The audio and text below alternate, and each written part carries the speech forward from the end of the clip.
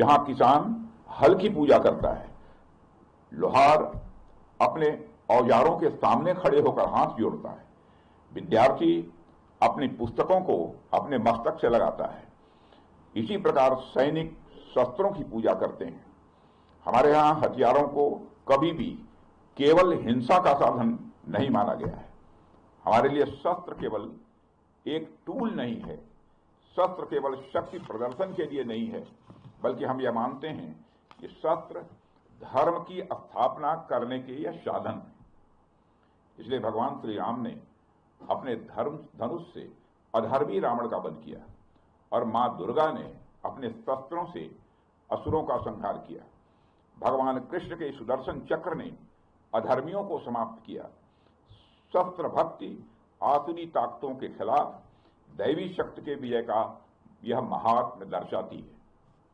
इसलिए जब हम किसी शस्त्र की पूजा करते हैं तो हम उसके साथ ही यह संकल्प भी लेते हैं कि इस शक्ति का प्रयोग केवल धर्म और न्याय की रक्षा के लिए ही किया जाएगा।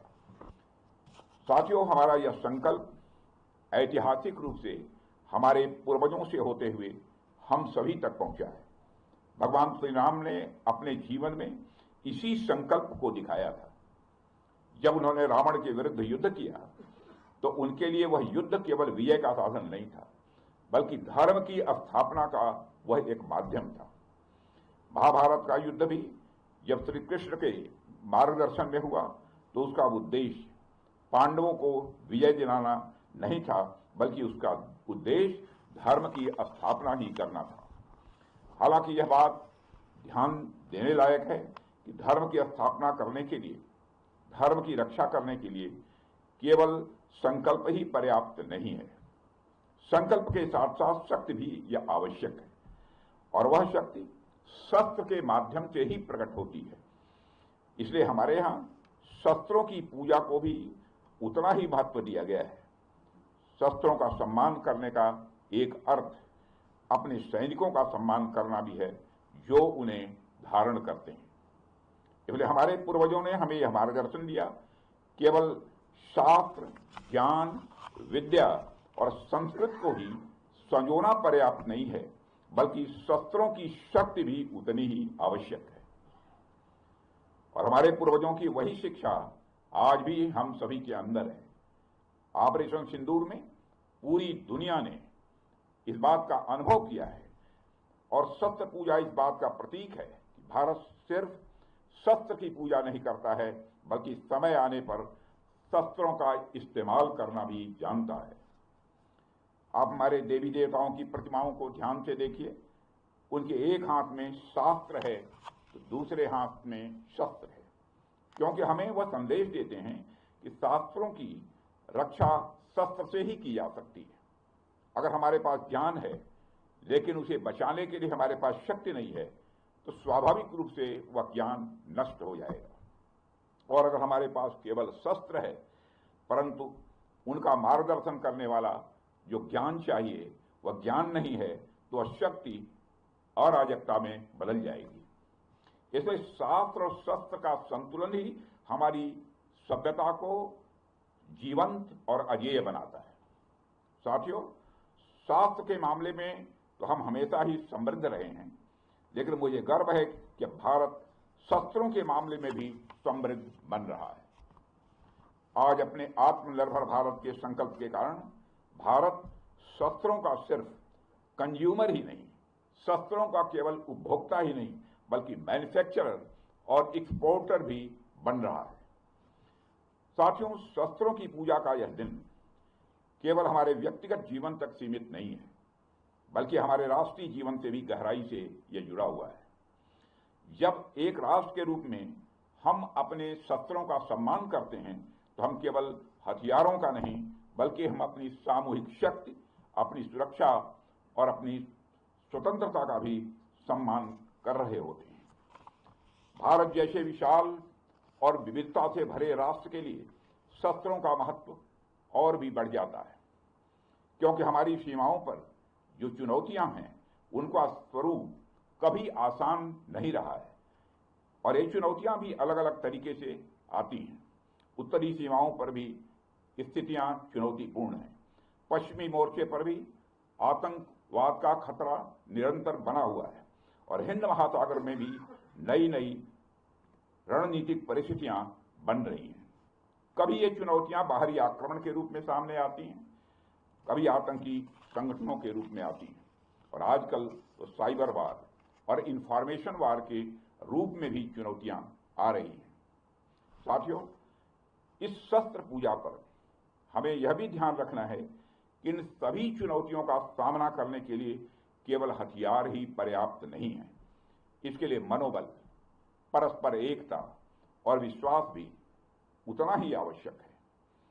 और पूरा देश इस बात पर विश्वास करता है कि हमारे सैनिकों के भीतर ये सभी मूल्य विद्यमान हैं और मुझे गर्व है कि हमारी सेनाओं ने बार बार यह सिद्ध किया है कि केवल शस्त्रों की शक्ति पर नहीं बल्कि अपने साहस और अपने संकल्प की शक्ति पर भी विजय प्राप्त करती है।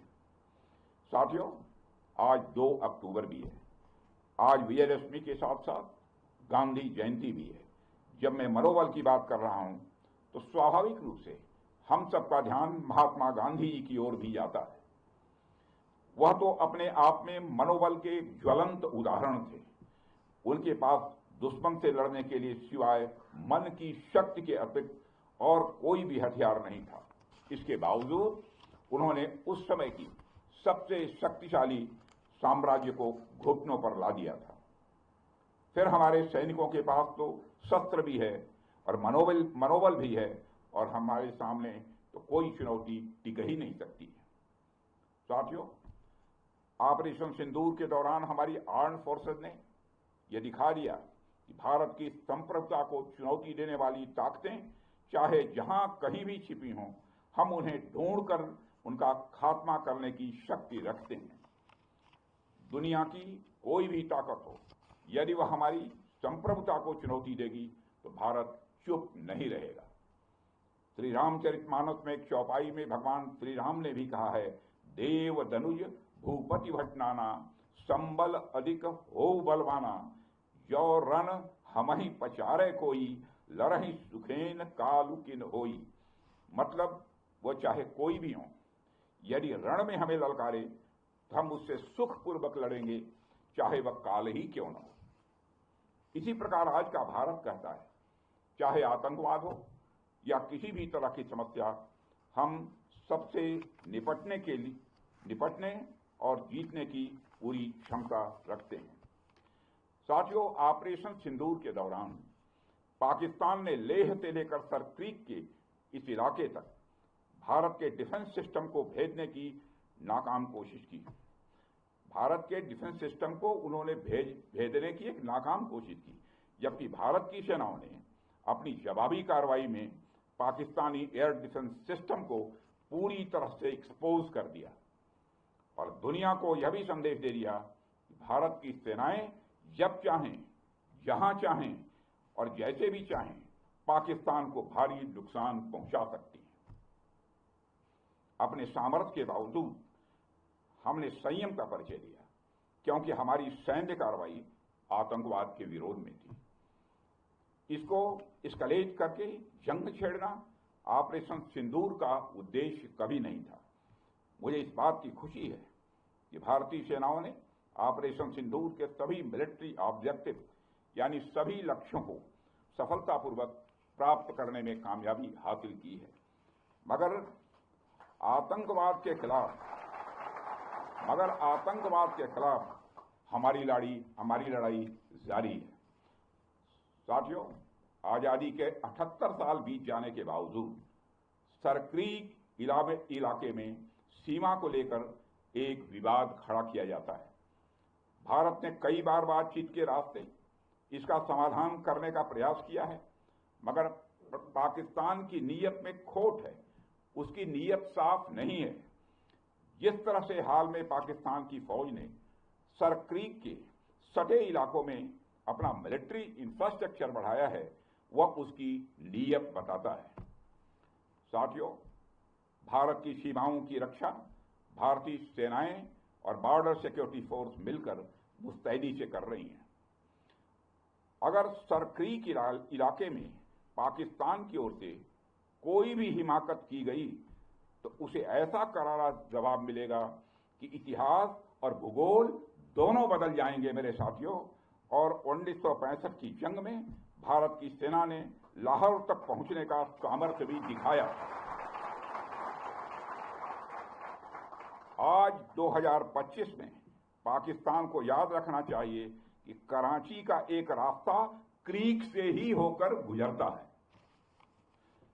साथियों, आज जब हम यहां शस्त्र पूजा कर रहे हैं तो हमें मां दुर्गा के उस स्वरूप को भी स्मरण करना चाहिए जब सभी देवताओं की शक्तियों का सम्मिलन हुआ और वह दिव्य शक्ति के रूप में प्रकट हुई।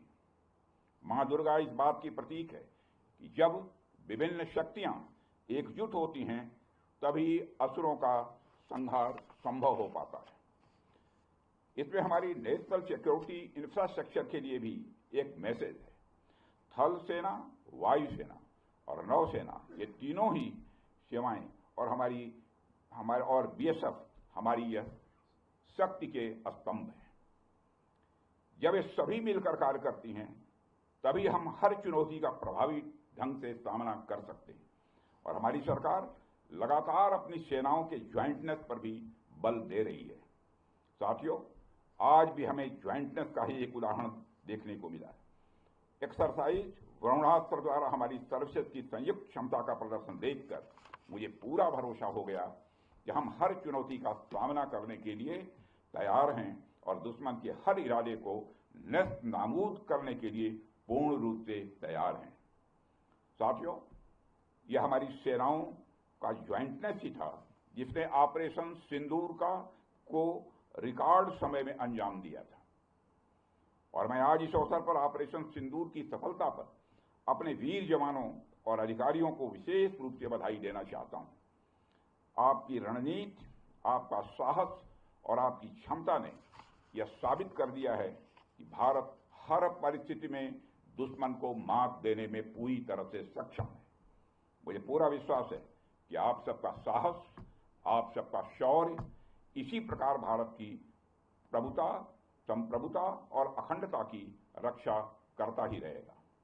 अंत में शस्त्र पूजा के इस अवसर पर मैं मां दुर्गा से ही प्रार्थना करता हूं कि वह हमारे शस्त्रों को सदैव धर्म की रक्षा के लिए प्रेरित करे, हमारे सैनिकों को असीम शक्ति और वह साहस प्रदान करे ताकि वो इसी तरह अधर्म और आसुरी शक्तियों के नाश के लिए काम करते रहें और इस राष्ट्र को अजेय और अभेद्य बनाए रखें। और साथ ही मैं आपकी, आपके परिवार की और परिवार के सभी जनों की विजयादशमी के इस शुभ अवसर पर अच्छे स्वास्थ्य और शरीर उन्नति की कामना करते हुए और आप सभी को पुनः विजयादशमी के पावन पर्व की हार्दिक बधाई देते हुए अपना निवेदन समाप्त करता हूं। बोलिए भारत माता की जय, भारत माता की जय, भारत माता की जय। बहुत वीके न्यूज, राष्ट्र के नाम।